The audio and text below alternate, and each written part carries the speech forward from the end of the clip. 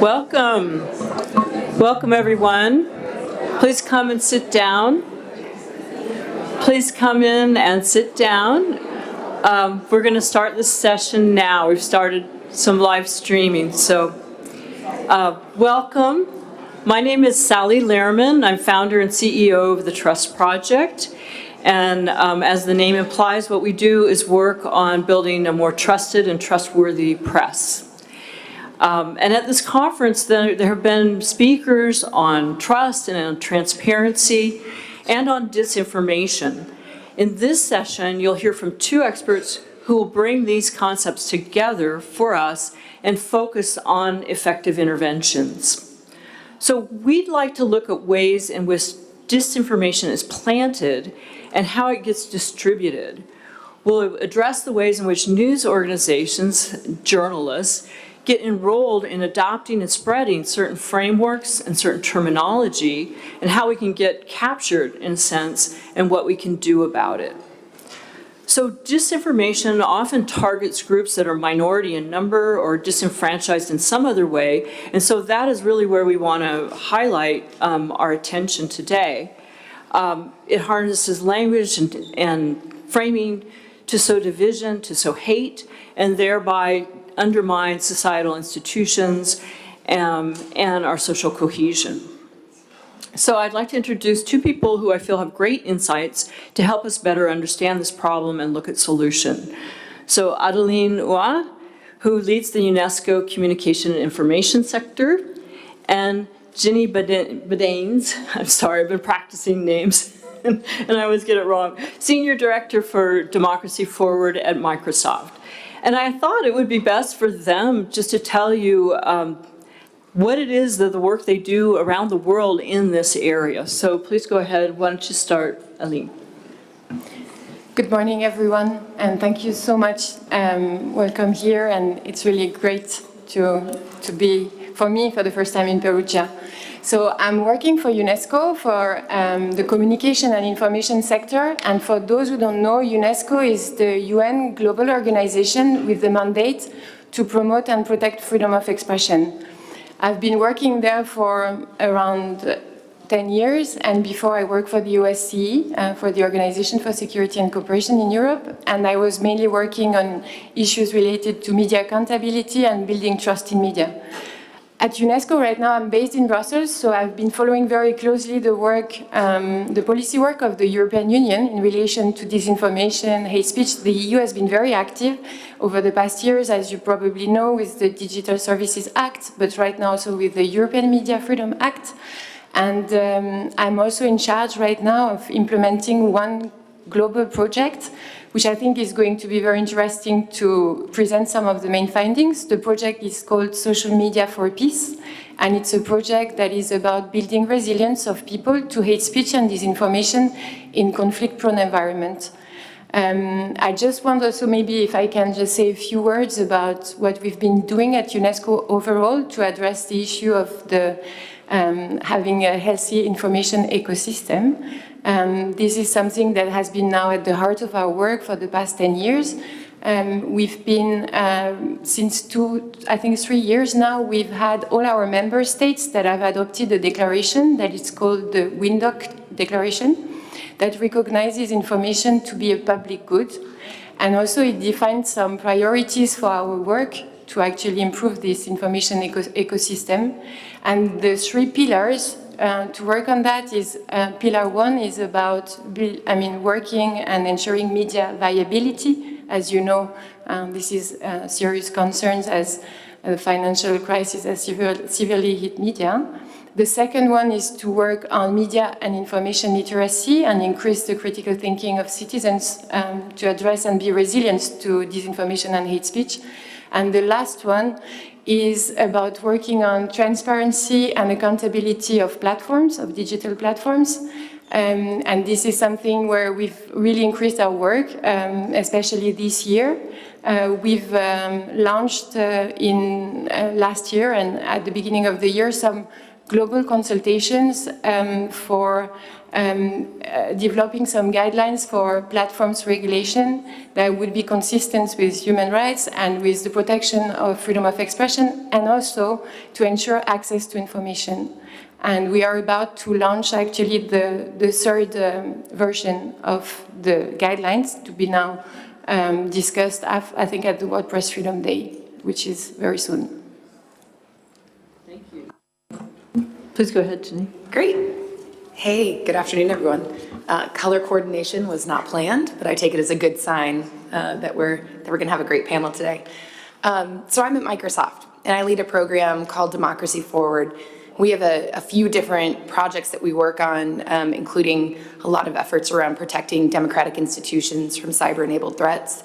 So that's a little bit more on the cybersecurity side. But we also have a program around the information ecosystem. And basically the challenge that we've decided to undertake is what can a technology company, obviously specifically us, do about the information ecosystem and how can we make it healthier? And so as we look at it from that angle, that means a lot of different things. It means a lot of work around disinformation defense, both on our own products, making sure we're aligned in principles. You know, Microsoft has a whole variety of products where information integrity issues matter. But they have very different customer bases and they're run really uniquely. And so one thing that we have done is created a set of principles, our information integrity principles that guide the whole company. And so each of the product teams have signed on to these principles around things like freedom of expression being crucial to how we operate, as well as not monetizing disinformation, particularly that comes from foreign governments. Anyways, there's a series of principles that we've all aligned to as a company saying these are important to us and how we're going to behave and interact in this community. But another area of that as we look at the challenges facing the information ecosystem is, of course, the challenges facing journalism. And frankly, an awareness that technology has been a little bit of a problem when it comes to the viability of the media ecosystem, particularly when it comes to the business model. And so we've been investing in local pilots, particularly in the US, that we're expanding this work globally, trying to see what might work when it comes to reinventing the business model. I think we all agree we're not going to go back. You can't go back in time and create a time that once was. Everything has changed. But there are ways that I think the media ecosystem can create new business models, and we think that technology companies should be a part of that. We also think there's a role for philanthropy and local community support, and so that's a lot of the work that we've been investing in as well. We just recently announced a partnership between USAID and Internews around building a media viability accelerator, which if you're interested, you can go to Internews' website. They actually have a sign-up form where if you're a media organization, you can sign up to learn more and then be part of the actual accelerator once it's built. But that's where we think we're really taking sort of the strengths of civil society, government, and private sector and working together on a truly collaborative project to build a database and a visualization tool that enables the media ecosystem around the world to understand what's working from a business model perspective. What are the trends that are performing well? Where are things regionally or by different markets going well? Where are their challenges? So that all of you can learn from one another in a way that still enables you to have sort of privacy, noting that you, of course, don't want to share vital information with your competitors, but we think it's one of those, rising tides lifts all ships kind of efforts. So we're really excited about it. We had an event in DC 2 weeks ago to kick it off where Samantha Power from USAID and Brad Smith from Microsoft had a really great conversation, which I think is online now, or it will be soon if it isn't, where you can see kind of how they're thinking about the importance of this work. Anyways, there's a lot more to be said here, and obviously I know we're going to be talking about trust, a lot of work we think about as well as around the sort of the literacy aspect of this work and what we can do to help create a more resilient society, because there's a sort of a demand problem in addition to a supply problem when we think about the challenges of disinformation, so we address that as well. But we'll get into the actual conversation today, but that's a little bit of the framing of where we're coming from it and how we're thinking about these challenges. Great, thank you both. And as you can hear, both Microsoft and UNESCO are looking at this across multiple dimensions, which is really what we need to do collectively across our various perspectives and various entry points into this news ecosystem. So, Ginny, I'm going to ask you to continue a little bit and talk a bit about what are some concrete examples of disinformation networks that you've observed that target the general public, especially when it comes to creating fear of the other or creating an in-group that I feel more comfortable with, and thereby there is an other that results? Well, this won't be surprising at all, but there are a lot of case studies that are coming out of what we're seeing obviously happen with Russia's information campaign regarding the war in Ukraine. I'm sure there are people in this room who could probably elaborate even beyond, but I'll just use one example that we spent quite a bit of time researching and working across the company to try and understand how a narrative took off, and it was the narrative of biolabs. And again, I'm sure many of you have this information or maybe even more detail. I'd love to talk to you about it. But one of the things that we did was we sort of said, okay, where did it start? And frankly, you have to go back to the 1980s to really look at how Russia first started around biolabs narratives, because this is something they did to scare the Indian population into thinking that the US was going to spread AIDS into their country by setting up a biolab there, which of course wasn't true. And that was spread through just regular ads and stories in newspapers. And so you can look back at this example and recognize that while things have changed, a lot of things have stayed the same, because some well-meaning journalists wrote some articles that they believed to be accurate and true based on sources they were given, that then spread this narrative out. Modern day, what we saw Russia do in this particular case is they started with a expat, a former US citizen living in Moscow who had a radio show, who had essentially created I don't know if it was a YouTube, but created a clip that was talking about, did you know that there are biolabs in Ukraine funded by the United States? But he posted that in like November, well before the invasion, well before the war. It didn't get any attention.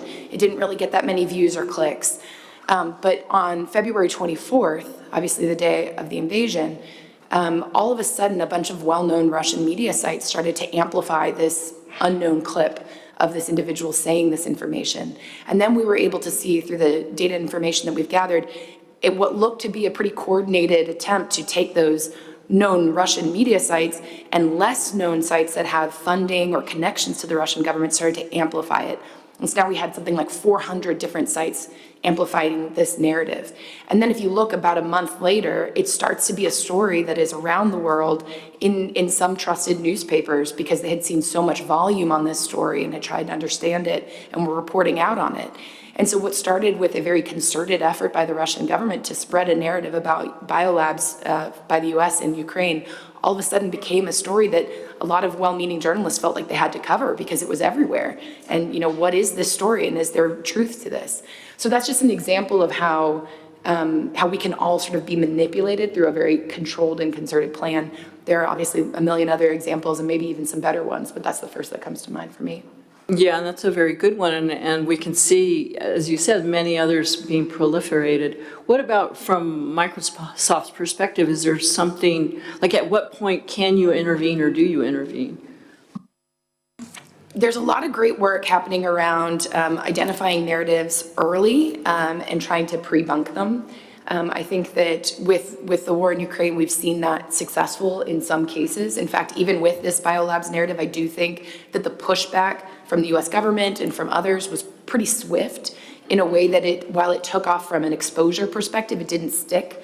I'm sure there were people who still believe it, but it didn't become what maybe it could have. So this idea that indications early of a narrative given to the right people who at the right time can share about it, that seems to have some level of success. It has to be used judiciously. And of course, there's always the challenge of, do you accidentally give oxygen to something that wasn't going to take off by talking about it?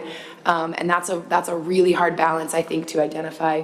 But from Microsoft's perspective, we're working on finding those narratives early and sharing them with partners and others, just sometimes in public reports, sometimes in conversations, just to sort of say, here's what we're seeing through our data and indications of, particularly when we have these sort of known sites that are starting to spread this story, and particularly to certain communities, as you were mentioning before. One of our biggest areas of concern is frankly, the amount of, what's the word I'm looking for? The way that the Russians, particularly RT, have made their way into Spanish-speaking populations in both Latin America and the US as well. The extent to which that is viewed as a trusted platform for news is really, really concerning. And we see particular narratives being directed at those audiences and taking hold. So there's still a lot of solutioning here of how do we get to those communities and try and pre-bunk or create better narratives around what's happening. But that's one area where I think data can help us at least figure out what's happening, and then we need to figure out a path forward. And that's not just for one company. Obviously, that's going to be a whole of society response kind of thing. Yeah, thank you. And actually, I want to recommend to the audience the reports that Microsoft does put out. I think they're very useful and kind of broad-based, so you can see how patterns are forming around the world. It's very helpful. Adeline, from your perspective, from UNESCO's perspective, can you offer some examples of some of the most dangerous disinformation that you've observed, really designed to create fear and division? Yeah, I can actually use quite a few examples, or at least refer to what we're doing as part of the project Social Media for Peace, that really shows the strong interconnection between disinformation and hate speech. So as part of this project, I just mentioned at the beginning that the objective is to build resilience of people to disinformation and hate speech, and we are piloting it in 4 very different geographical, cultural contexts to actually see if there are big disparities in terms of the circulation of those content and how this is being addressed.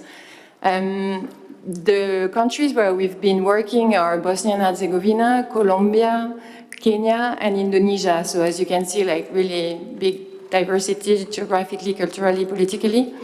And the first year, we've been really focused on making some surveys about the root causes, the impact and scale of hate speech and disinformation in the country, and at the same time, trying to see what are the tools that the platforms are putting in place in order to address the issue, what are the gaps locally, and what are the governments, what are the regulations that are in place.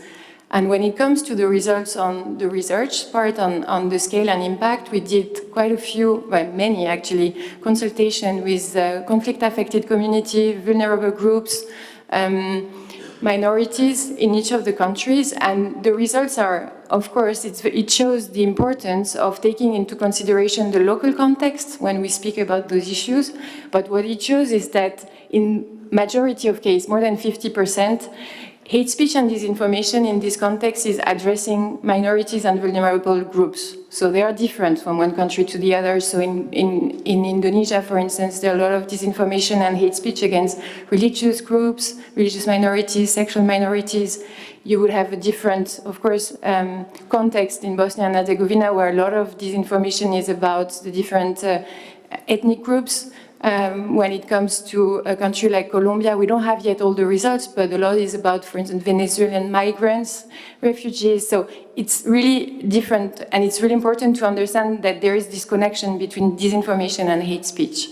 The other thing is also when we then analyze what are the tools that are in place in order to address the issue, what have the platforms done locally? We've seen that there are huge disparities and inequalities, and that a lot of the problems are related to the fact that tools that platforms are putting in place are not working in those local contexts, or they are actually not investing in those small markets.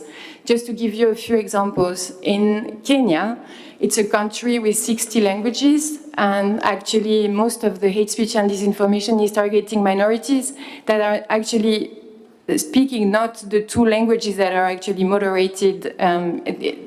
Platforms are only moderating in English and Swahili. So you have more than 50 languages that are absolutely not looked at. So of course, this is creating a lot of issues, because if you think that a lot of hate speech and disinformation is actually circulating about those minorities talking those languages. Another example is, for instance, from Bosnia and Herzegovina. We've seen, for instance, that for the whole country, you have one fact checker that is actually belonging to the ICFN network. So imagine what it means in terms of they are the only one actually being able to address the issue in the country, for debunking and checking in Serbo-Croatian. And this is creating as well a lot of tension actually with the media community. So there are really like tensions between the media there, and that's another aspect that is actually important to speak about. And not to mention that, for instance, in a country like Bosnia and Herzegovina, there is zero presence of any representative of any platforms, no any sorts of dialogue possible. So there is a huge frustration. Communities are feeling really powerless about how they can actually improve the situation, address the issue. So one of the things that we've been doing is, right now what we're piloting, we're just entering the second year, so we don't have yet a lot of results to share, unfortunately, but we're trying to establish national multi-stakeholder coalition with the different CSOs and representation not only of the, but on any kind of communities, and to try to bridge a dialogue between civil society, governments, and the platforms. There are two things I just want to add as well, is that some of the vulnerable groups that are systematically identified in each of the countries actually are the journalists themselves. And they are there, and it's, again, the same rhetoric is also like the division, creating them against them and foment division, and that it's a lot, we see an increase of this hate speech and disinformation in times of election. But this is creating a climate, of course, of intimidation. We see that because you were asking me what we see as very worrying, but that in many of the countries we see some real-world consequences and violences, and that's actually exactly the objective of the project, precisely to prevent that, or to try to prevent that. Well, and I think it's really important that you mentioned this whole dynamic of journalists being targeted as well. And we're targeted, and many people in this room know that have been the targets of disinformation, were directly being attacked. There's also ways in which disinformation happens at a more subtle level, in which journalists are targeted as the voices to become the voices of disinformation, to become the voices that, instead of bringing people together, which I think is often our purpose, instead is sort of pushes, building ways in our terminology and our framing that end up supporting division. So we've been talking at a very high level. When it gets down to each person's beat, to your area of coverage, I think often we think, well, there's the story about disinformation as opposed to the story that infiltrates our own story. And I spoke yesterday with Sasha Havlicek at the Institute for Strategic Dialogue in the UK, and this is one of the things they look at. And she was emphasizing, and just as you've heard, that disinformation is this coordinated set of deceptive activities and they seek to influence at every level. And so that means, I just heard yesterday someone saying, well, for local news, does this even matter? Well, in fact, it very much does.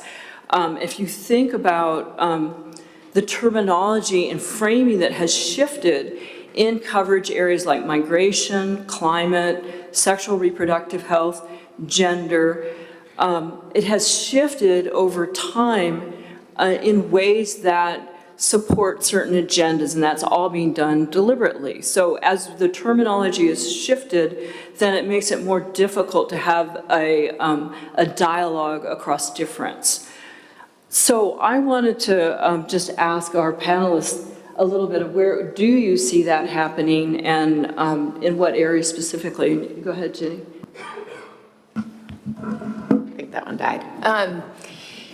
So one of the things when you were just talking that hit me when you said, does this affect local news? And apologies for the very US-centric reference here, but obviously there was a lot of disinformation about our elections.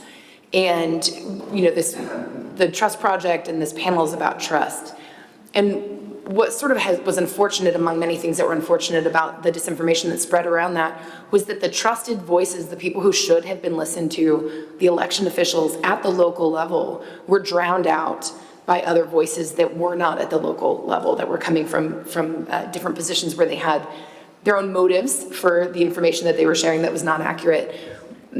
What I'd love to see is, I know there's some great partnerships around this, is more partnerships between local news and the local officials that run whatever the thing is. In this case, I'm talking about elections, but I know this applies in other ways as well. And I know there's some groups doing great work on this, so not suggesting I'm inventing something here.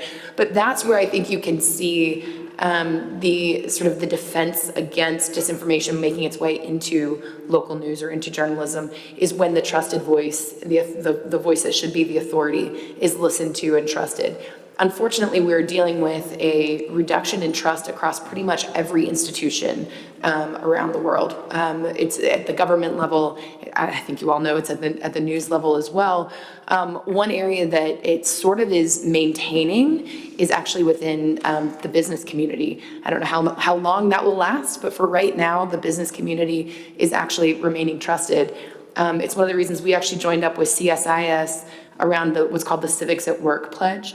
And Microsoft was the original signer behind that because we acknowledge that people are looking to companies for information where I would say they should be looking at local levels and institutions, but they're not. They're trusting companies. And so we have an obligation with that trust to try and share information accurately. So we do a lot around civics education and civics literature to both our employees and our customers. Because we're just acknowledging that we are a trusted voice, particularly among our employees. That's another thing that the studies have found is that people trust the business community more than other institutions, but they trust their own employer more than other businesses. And so we have an obligation to our employees, particularly being a large business with as many as that we have. And Adeline, where do you see the media getting captured, in a sense, by this disinformation? Before I answer and just going back to the issue of trust generally, I think, so we keep talking about declining trust in media and the fact that, of course, this is one of really like a very serious issue. I think what we are trying to do at UNESCO is to look at this issue in a holistic manner and the fact that there are very many different reasons why there is declining trust in media. And part of the issue is on one side actually related to the fact that a lot of the problems are external to the media and everything is kind of interconnected. So we're looking at the media being captured as well in the sense that that they're now mostly relying on for their distribution on digital platforms and the fact that there are many surveys that actually show that disinformation and hate speech spreads 7 times, or I think this is in the words of Maria Ressa, that they spread 7 times faster than truth. So relying on those algorithms is, of course, creating a lot of issues. But one issue I also wanted to say is that not only it creates problem when it comes to the prioritization of public interest information, but there are also, we have seen a lot of cases of journalists that are self-censoring themselves in order to avoid being blocked from the platforms because of reporting, actually, I mean, which is very cynic, on issues of hate speech and disinformation. So, typical example, we have collected a lot of testimonies from journalists in Bosnia and Herzegovina, where actually they are not being able, I mean, I'm saying I don't want to generalize, but some are having issues just reporting and disseminating some information about war crimes, judgments, because actually, as soon as they are doing this, they're being blocked from the platform. So these are really also like reporting on disinformation and hate speech because the technology is being used to actually pick the words are not very efficient in servo creation, and therefore it doesn't make the distinction between reporting about it or actually spreading it. So this is again like one issue for when we talk about media being captured. But I think on the other side, having worked for so many years before this project on issues related to building trust in media, I think it's also very important indeed to be aware of some of the issues that are related to ethics, professional standards within the newsrooms. And here, issues that would be more internal to the media. A lot of issues we see are related to the fact that because of the financial crisis, media are relying extremely on freelancers that are not sufficiently trained on ethical standards and professional standards. And then also what we see as a trend is the lack of sufficient guidance for journalists when it comes to their work in the digital age, for instance. So There are a lot of questions that are being raised. I was working many years with press and media councils, and it took a lot of time for them to adopt new guidelines about how to work in the digital age. So can a journalist have a personal account on Twitter, on Facebook, on social media? Should it be transparent? How to report on these things? And actually, a lot of journalists are looking for more standards and more guidance. Just 2 days ago, I was in a workshop and dialogue with the Media Commission from Ukraine and the press councils in Georgia. And what they were saying is that they have received much less complaints from citizens about breach of ethics, obviously because of the conflict, but what they've received is an increasing number of requests from the journalists within the countries about they need guidance. They're saying, like, they don't know how can we do the proper reporting, committing to professional standards while at the same time respecting the martial law? How should we report about deaths? How should we report about war crimes, like the deaths during the conflict, etc.? So they have issues list of guidelines and recommendations for the journalists. It has been now the biggest focus of their work. But I think much more needs to be done when we speak about trust in media and actually how to improve the accountability and the standards of the profession. Yeah, thank you for that. And with the Trust Project, we work with news organizations globally, and we do find that same phenomenon that people are really looking toward updating their guidelines to really fit with what's happening in the world now and the digital systems in which they're working, and also benefiting a lot from international communication across those standards. And there is a strong link with trust, with building trust, and I do want to come back to that. Before, I do want to make sure that we address this question of what's happening now with the large language AI models, because you were talking about the algorithms, Adeline. Now we have these large language AI models and Microsoft on Edge, Search, and elsewhere, which seem to give disinformation a power burst. We've been talking about, well, what's the ways that journalists can use these, but at the same time, they are a real opportunity for disinformation to accelerate disinformation. And we've seen examples in places where ChatGPT, for instance, upon a user's request, created articles or answers that supposedly relied on stories from The Guardian and The Washington Post, and there are people here from those organizations who could tell this story better, but those stories were completely made up. So the reference was a news story, purportedly, from highly reliable news organizations. In both cases, they did not exist, and in at least one of the cases, it was had harmful content to an individual.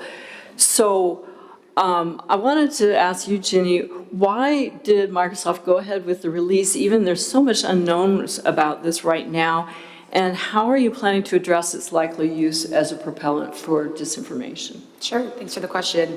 So I think one place to start is to acknowledge there's definitely an explosion happening right now in the use of large language models in products. And a lot of these products have different use cases or purposes.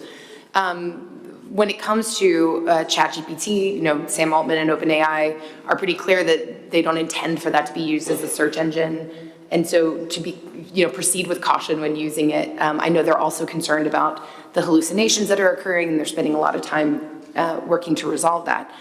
The way that we view the Bing Chat API or AI model, which does leverage GPT-4, but also includes the Bing index, it is intended to be used more like a search engine. We actually think it is likely the future of how we will all use search.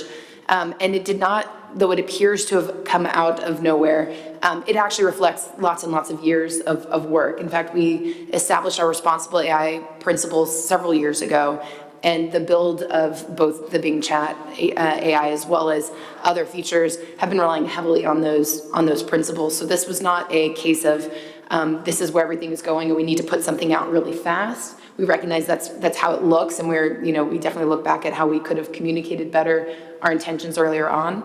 But this has reflected years of work. In fact, our team was fortunate to have been brought in, the tent, as we call it, fairly early on to help Red Team and think through what might happen if someone were trying to use Bing to create disinformation, and how easy would that be? What if people were trying to get it to say something that showed political bias? How easy would that be? So we spent quite a bit of time testing the system along with a lot of other teams to try and identify the things that might cause that, and the engineering team was very quick to make adjustments. We're proud with what we have out there right now with Bing, but I'm not going to suggest it's perfect.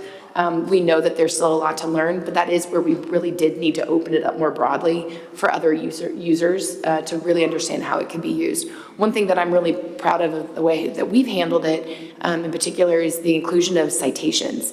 And so most of the other chatbots that you see do not have citations included. I'm sure that's the direction everyone's going, because it's important to know the source of the information that originated from. And that's important for publishers too, because we recognize, we talk about the adjustment to search and where search is going in the future. We know publishers get a large majority of their traffic in most cases from search, from links. And we do not want to remove that from the ecosystem. In fact, we want to find ways to work together to actually create a new revenue opportunity using the new search. So you'll see that there are blue links included in the Bing AI results, and we're going to be announcing soon additional features for publishers to actually drive more traffic back to your sites. So we're thinking about it both from how might this be used in the disinformation space, which I know is the original question, but just because I'm addressing a group of journalists and publishers, want to acknowledge that we are aware of the concerns. We're listening to the feedback. Feel free to reach out to me. I'm happy to talk to you. But we also think that this is an opportunity to work together to find new revenue opportunities for this industry, because this is where search is going. So let's do this together. Let's build it in a way that it helps the business model. We do not want to go in and destroy your business model. We want to work with you. Well, thank you for that. And this is my worry that, I mean, it's great that you're developing things like citations, but let's make sure the citations aren't hallucinations, as in those two examples. So Can I just add real quick, I know that wasn't your product. Well, I was just going to say that's one of the advantages of including the Bing index, is that we're actually looking for real news in those cases. I'm not saying that Bing has never made anything up. We've seen it make some mistakes. We've seen it fall in love with reporters. We've worked on that. For the most part, we do think we have an advantage by including the Bing results. Well, great. Yes. And I want to open up to questions in a minute, but first I just want to make sure that we don't leave the room feeling depressed, because when I think too much about disinformation, then I do start to get depressed. And one of the things that's helped me think about the potential for change here is that we, at the Trust Project, we do a lot of user research globally, and we talk with people about what do they value in the news, how do they decide whether to trust it. So what are the signals that they look for? And then we marry that with journalistic values. And we continue to ask those questions. And we also were able to, across interviews in Europe and the US and other parts of the world, we were able to find about 4 different user groups that ran from the avid group who's like cross-checking the news, probably people like you in the room, and people on the other end who are completely disengaged, or maybe now disengaged with the wrong things, with disinformation. And then there's 2 middle groups, one that's more kind of regularly subscribing or looking at news, and others that used to just pay attention when the news essentially dropped on them. Now everyone is more interested in news and finding out what's going on in the world so they can make decisions, about their own lives, all the way to civic decision making. What came out in our most recent study was a lot of anxiety, and it wasn't just us, others have found this too. There's a lot of anxiety about what's in the news. It's upsetting, we all know that. Anxiety, though, also about disinformation. People are aware of the problem and they don't want to get fooled, as they said. Well, there's also a lot of anxiety about becoming part of the problem. And so that anxiety is something that disinformation bad actors can grab onto, but it's also an opportunity for journalists. So it's a place in which we can intervene and say, we can help you, we can be that traditional guide that journalism is to trustworthy information. And so that's why the standards that Adeline was talking about are so important, is making those standards and sharing them out to the world.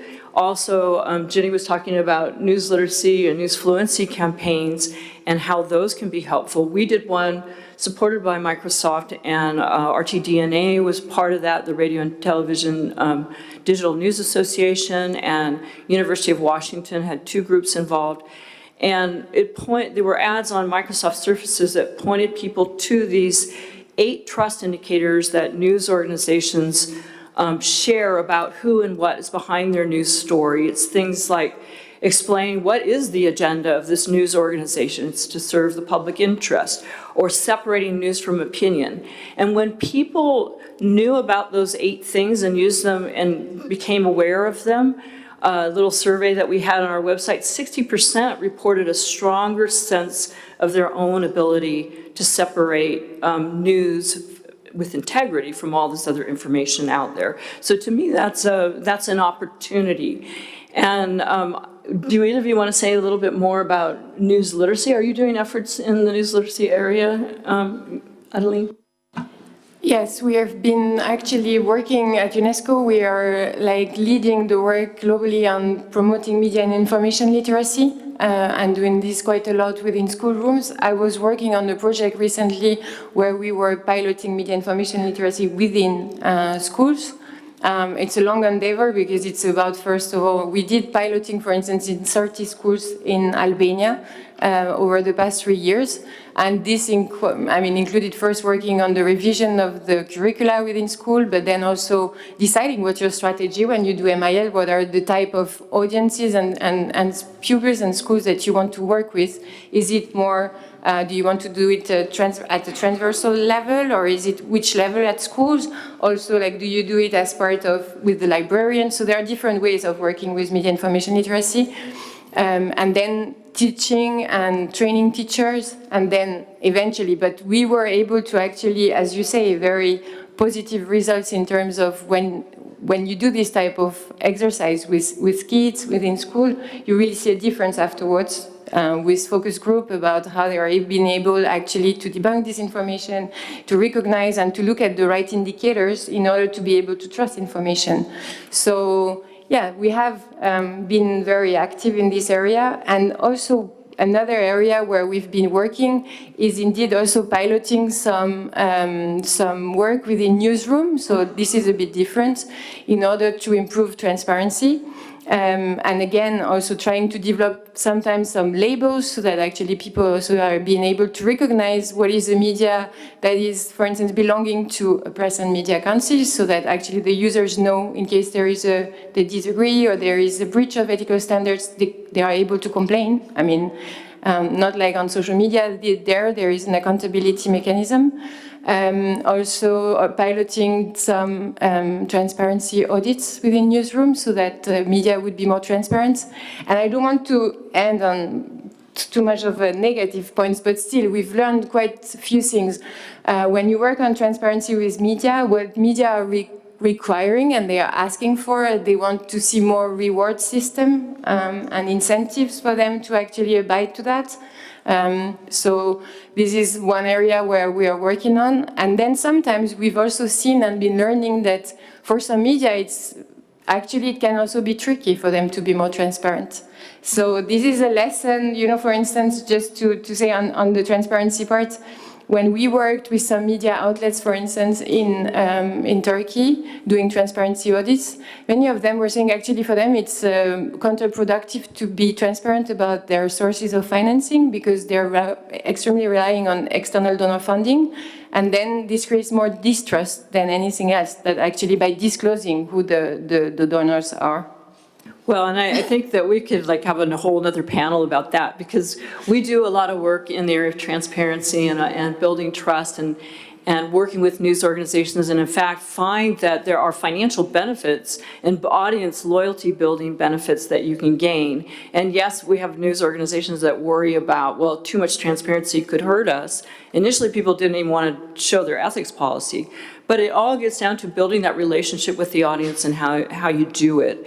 And I want to make sure we have time for questions. So Ginny, I'm going to skip your answer. Maybe you can work it in. But let's go ahead and open up some questions. I see one in the front already. Right here in the front. I don't know, is there someone bringing around mics? Yes, could you come on up? There's a person right up at the very front row, and then we'll... Oops. I'm from a Portuguese newspaper, Público. We have a editorial line quite similar to the Guardian and the El País, and I'm also in charge of our fact-checking and disinformation program.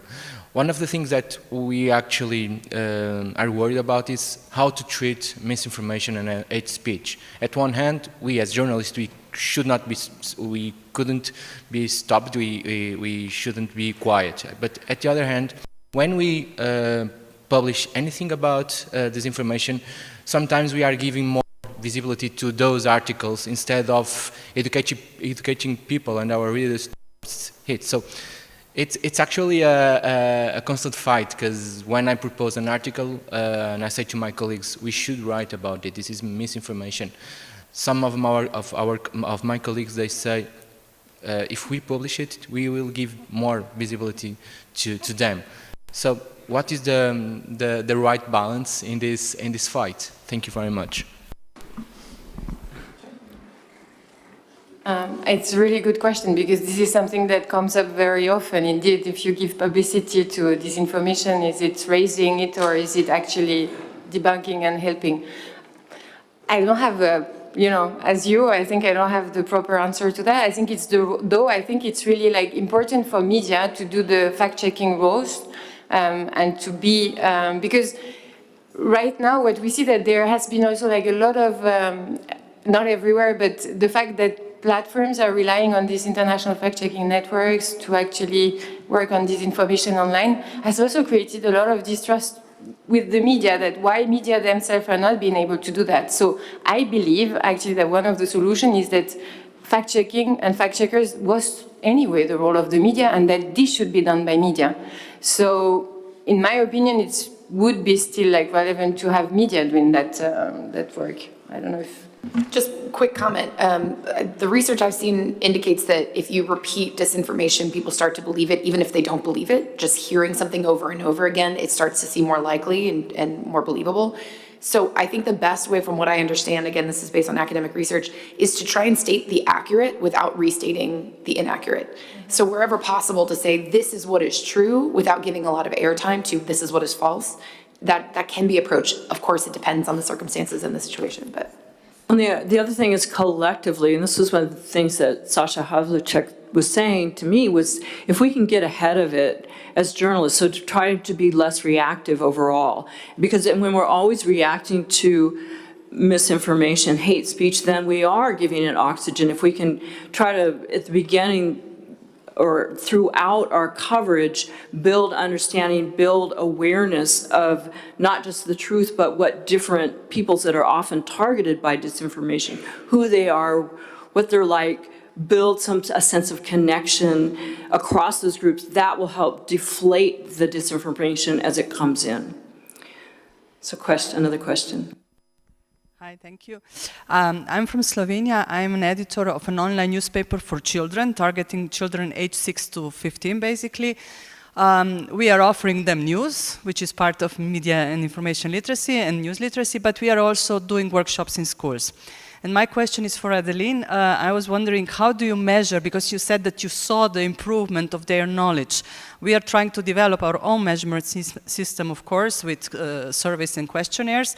But it's very, we have heard in the past that it's very hard actually to measure this difference. So if you have any good ideas or tools that you could share with us, how to measure this, it would be really useful. Thank you. Yeah, actually, I will give you maybe some links and contacts afterwards, because I have some colleagues that are still working on that, especially at HQ, but also in some regions. And they have actually developed as well. This was part of the work. It was from the beginning to start developing a methodologies about how you can actually measure the impact as much as you can. And I think this is about actually making sure before you start even doing these programs to already have some focus group, work with the teachers. What we've seen is like, for instance, some teachers have entirely changed the way they are teaching. In some of the countries where we're working, it was vertical teaching, so like delivering, which you cannot do when you do media information literacy. So just about, like, so getting feedback from the teachers, but then also trying to get feedback from the pupils, like making sample survey about showing some disinformation and how they are reacting to it and how they are actually questioning what are the first reactions. So I'm happy to share with you more, yeah. So a test, essentially. How about in the back there? I'm sorry, I didn't see you had the mic. Okay, please go ahead. My name is Ben, I'm a neuroscientist from Stanford, and my question is, these efforts that you're leading, which are incredible, and I could tell there's a lot of interest from the journalism community. There's also a lot of concern in the scientific and medical communities about those topics and misinformation. So my question is, are those topics also a focus of your initiatives, and is there any way that concerned scientists or doctors can get involved and help out? Yes and yes, but do you have any specific examples where scientists could get involved in your work, either one of you? Ginny, you probably already have scientists involved. Go ahead. I might look to you. I wasn't expecting a neuroscientist, sorry. I'm trying to adjust my mindset for that one. I think the short answer is yes. At Microsoft, we obviously have folks that focus on problems left to right, and then sometimes they focus on verticals. So our team definitely does think a lot about the disinformation challenges broadly. And so a lot of the solutions we put out are sort of regardless of the topic. In fact, we try to stay as far away as possible from the content itself. It's more about the actors. It's more about the impact on our users. It's more about societal resilience. So whether we're talking COVID or election disinformation, it's sort of not there's no real difference in how we approach it. I'm sure there are people who are thinking a lot harder about the impact of AI on the health community and healthcare, both in the positives, but also what could be the negatives. I'm not that person, so it's hard for me to give you a good answer to that. But it's definitely an area of interest. It's where I think actually there's the most potential with AI, for what it's worth, is in the science community and particularly healthcare. But I don't have anything particularly helpful to say there. So I'll look to her. Yeah, well, what should I say about that? I'm sure there is actually a lot of cooperation with the scientists, and especially even, I'm sure at UNESCO, we are the Organization for Science, Culture, Education, and we're trying not to work always in silo. And in many of the work, as we are doing, for instance, we are not trying to make more cooperation in our work when it comes to working on climate change and disinformation around it, and the importance of working with the scientist community. I would say that as a typical example. Yeah, and for the trust projects, from our point of view, we were trying to address more disinformation about science, as well as what we can learn from neuroscientists and other kinds of scientists and social scientists about how these phenomena work. So I'd love to talk with you about that. Maybe one thing that was... Go ahead, and then maybe one more question. No, but just to say about science, I think what we see, and that's for you, I guess, an issue of concern, is that when we speak about declining trust in media, we talk about declining trust overall in the society, including in the scientific community. So it's correlated. Yeah, very important point. So I think we have time for one more. Yes, she's got the mic. Yeah, thank you. My name is Phaedra. I work at a research center at McGill University called the Center for Media, Tech and Democracy, and we've done a lot of work in this space as well, so I appreciate your remarks. I wanted to push back a little bit on the comment about the role of journalists in fact-checking. I think it's part of the piece, but I just wonder in a context of information ecosystems that are entirely separate, where there's a group of people that read one set or listen or watch one set of news outlets, and then there's another that listen and watch and read another. Like, if somebody is fact-checking something over here, but it's the people over here that believe it, like, how does that contribute to kind of improving the ecosystem? Thank you. Thanks. Great question, because there is a lot of research kind of showing that there are some negatives around fact-checking. So go ahead, Adeline. I get this refers to what I was saying earlier. I agree with you. I'm not saying that it's a black and white picture. Absolutely not. I was just trying to point out when I was here presenting some of the main issues we've seen, and the fact that it's probably not everywhere the same. And for instance, in a lot of the countries in Western Europe, the biggest fact checkers are actually media outlets as well. But I'm just saying, like, in some of the countries where we're working, we end up in some division because you have CSOs that actually, through various ways, manage to establish themselves as independent fact checkers. And the media community that stay aside from that trend, and this creates distrust. Because actually the fact checkers are mainly fact checking media and not necessarily the politician, and you end up in the situation of creating sometimes more distrust. So I just wanted to flag that, but of course I agree with you, it's not like black and white picture. I'd say our philosophy tends to be, while there's a role for fact checking in this space and it's important, we prefer actually the Trust Project's approach and the approach of others, which is looking at the publisher themselves and whether they adhere to journalistic principles. And that's a way of sort of saying neutral again on content, on what they're putting out, and it's saying, do they print corrections? Do they have transparency? I recognize that's challenging in some places, but do they have transparency in their funding? Are they following sort of what you would expect of your news provider? And you all might be surprised that some of the conservative in the US organizations that you might not agree with a lot of what they publish actually do quite well on those metrics. They might be telling things from a perspective that is disagreeable to others, but they're not pushing disinformation, right? They're telling stories that are accurate and follow journalistic principles, and so they would get a good score in that case. And we want to create an ecosystem where you hear various opinions and perspectives. And I think there is a tendency to move towards these filter bubbles, which is enhanced, we know, by technology and the way a lot of news is fed to people based on what platforms they might be using. And so I think looking more at the publisher and how trustworthy they are is a better way to approach it, not to take away from the necessity of fact-checking, because there's some ways that just needs to exist. But. Yes, and one little tidbit of, again, positive news is that when these kinds of approaches where you're trying to make the audience more aware of how journalism works, they actually do reach the skeptics probably more than anyone else. So with that, thank you so much for being an incredible audience with great questions and an incredible panel. Please join me in thanking our two speakers.